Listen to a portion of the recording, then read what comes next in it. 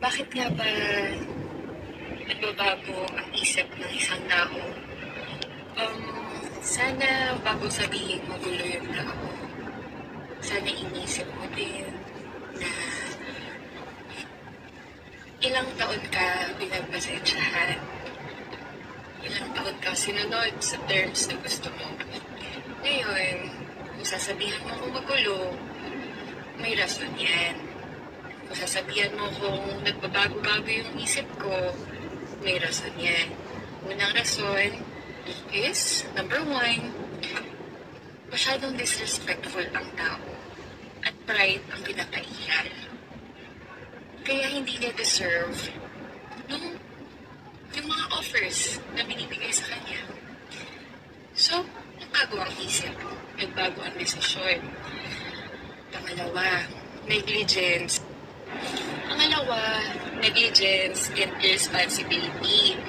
Kasi na-enjoy niyo naman yung property. Sana man lang, kung inipit mo yung para sa akin, at yun sana yung pambayad ng pag-fully pay ng property na yan, kung saan ka nakatira, sana man lang, bayad-bayad din ng monthly amortization yan. Kasi walang libre sa mundo eh. Kung masyadong nag-enjoy sa libre, may kalalagyan din talaga. So yun, two things kung bakit nagbago ang isip ng tao. So kung magulo yan for you, sana inisip mo muna bago mo ko siraan sa mga taong nakakausap mo. Kung ilang beses din ako halos magmakaawa, naibigay ko sa'yo ang pondo at tapusin ko lahat. Ngayon, hanggang sa dulo, malabas lang din talaga yung anong nangyari sa buong timeline ng relationship. You always provoke me to be the bad person.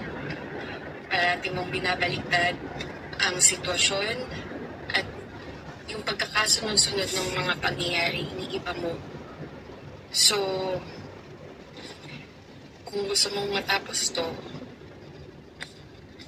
I will have to decide what settlement I want and just contact my attorney. Yun lang. Ngayon, if you're wondering bakit public post or in-story ko pa to, hindi kasi maganda yung naging usapan natin yung huli. Puro defense about dyan sa bago mo na labas naman ako dyan. Ang akin is tapusin yung settlement ng properties. So ngayon, ang hinihiling ko lang din sana na bago mo ko siraan sa mga tao, kasi hindi ka nga nagpo-post pero yung tira mo naman sa mga taong kilala natin, I would appreciate if just talk to my lawyer. Meron akong naka-SPA na trusted ko. You can contact her. And sana matapos na to.